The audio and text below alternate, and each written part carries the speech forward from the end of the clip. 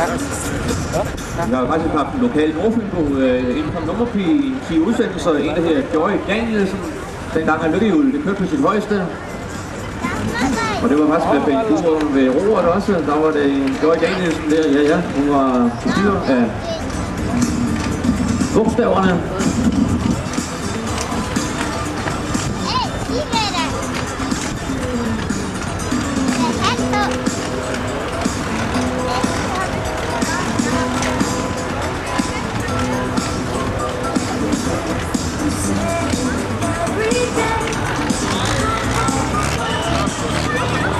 Er du ved at klar på banen? Jeg skal bruge det ret meget her, så siger bare værsgo til Bengt Kuhn.